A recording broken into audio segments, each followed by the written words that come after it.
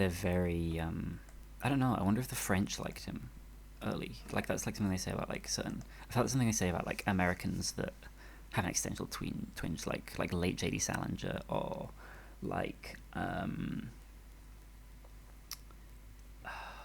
don't know, probably Dan Clowes. I don't know. Do the French like Dan Clowes? Maybe not. Um, okay, but okay. Let's think again about inside and outside space. This window is huge, and it doesn't really look much like a window. We don't see any glass. We don't see any latches. We don't see anything really other than this and the curtain. And the curtain doesn't even really have like a railing that we can see.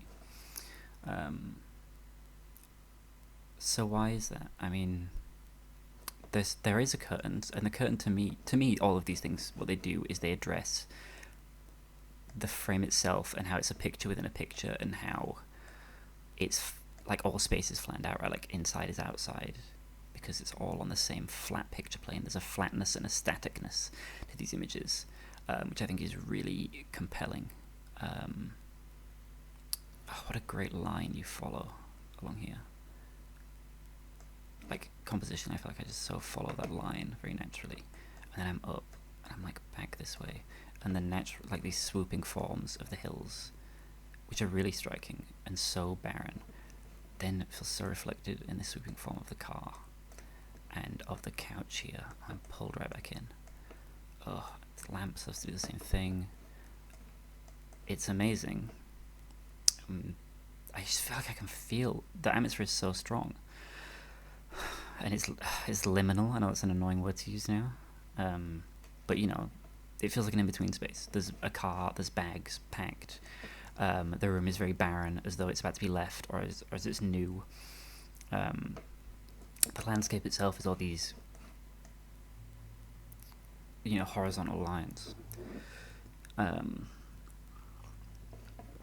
Terrific. And she's looking at us. I think that's another thing that makes us aware of our position as a viewer on that outside of a flat image and not someone inside an image, because we're not maybe we're projecting into her, but to me she's looking at us and she's addressing us as the audience and as the viewer, and we are made to be more active participants.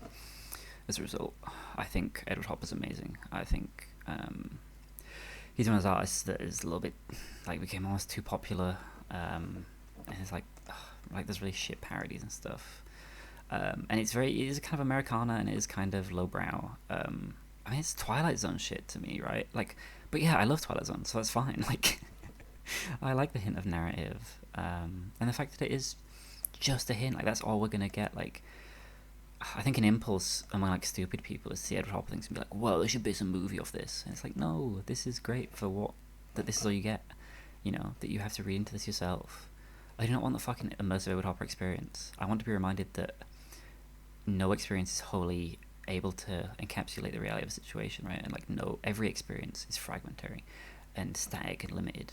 And this has the quality of a memory in that sense. You know, I'm looking back at this one little fragment of this time that I had, and I'm trying to find something in there. But it's ultimately, it's, you know, it's something that I have to find in me, right? It's that existential thing. One more, okay, very existential Edward Hopper that I can talk about.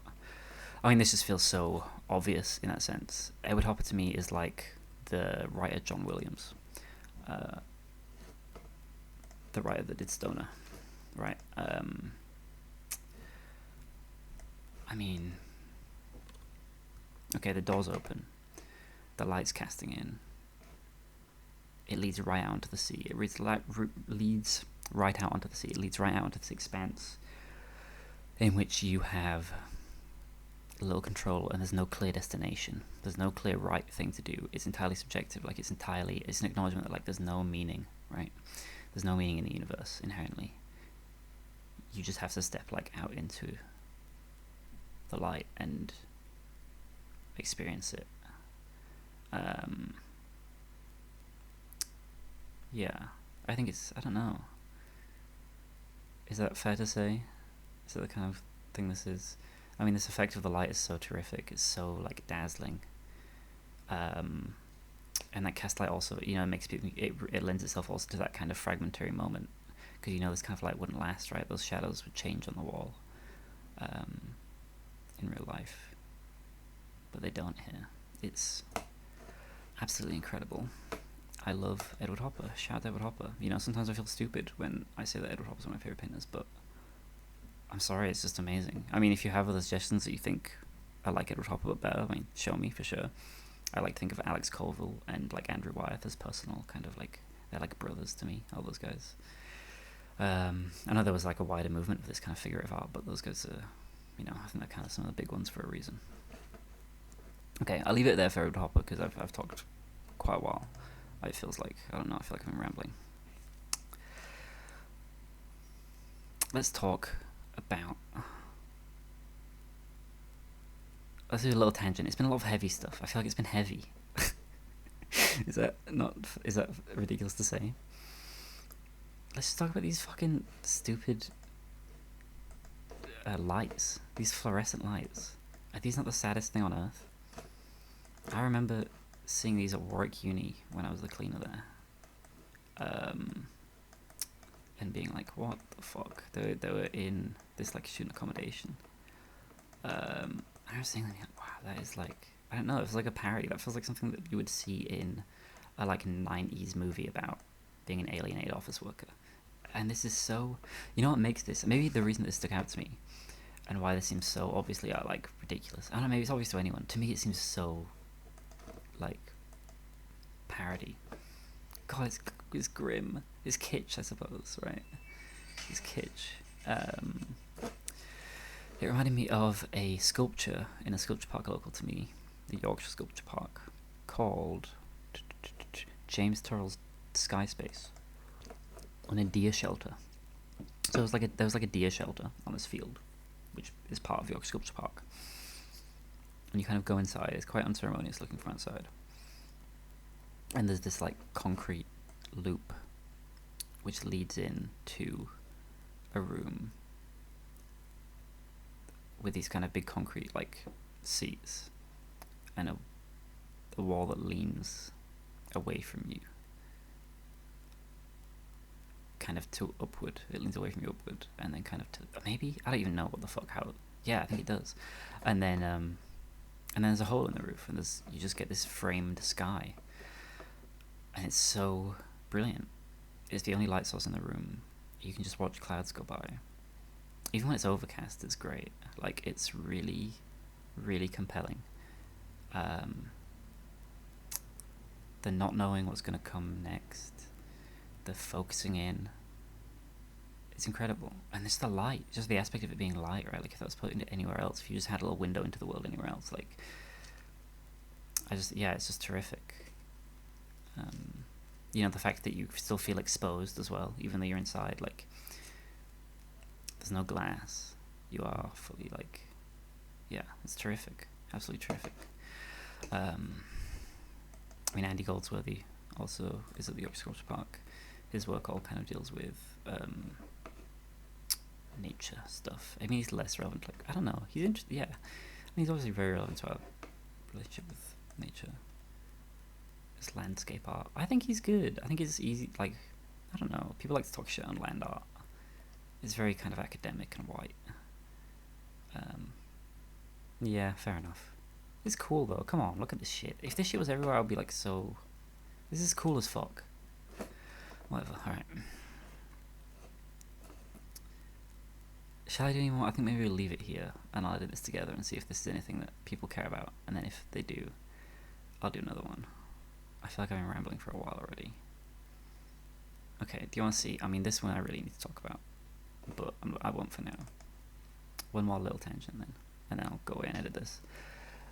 These fucking pictures that I got, these are scans that I took with my own scanner from a booklet that I found in a little charity shop in Bradford that like gives away books.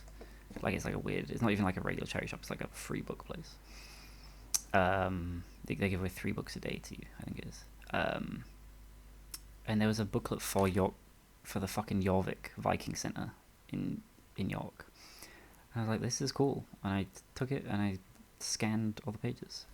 And I just think these look really amazing. And it's the same thing of inside outside, right? like we're supposed to feel like we're in a museum on a little cart that takes you around these dioramas, scale dioramas with animatronics and stuff of Vikings. But yeah, they want us to feel like we're in like a village. Wow, this is amazing, isn't it?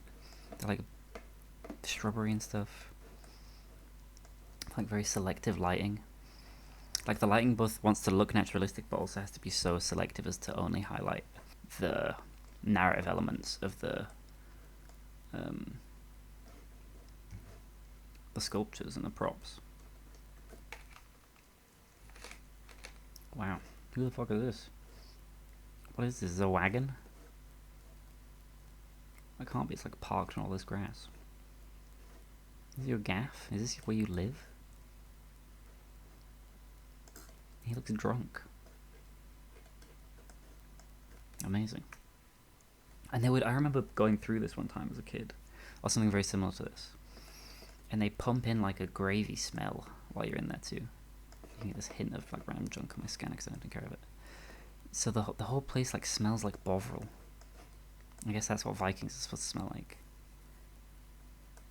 Is this like supposed to look like water? This looks. I mean, it looks like we're like in. I guess this is like the little track that you got.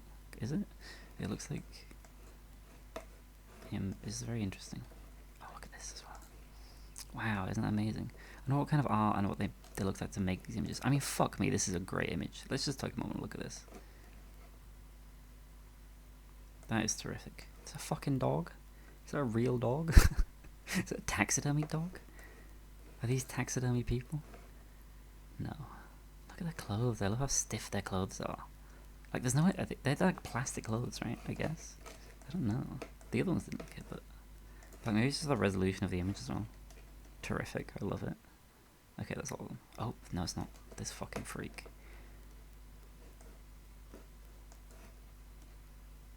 Amazing. Amazing. Okay. Well, if you've watched this far, holy shit. Love you, babes.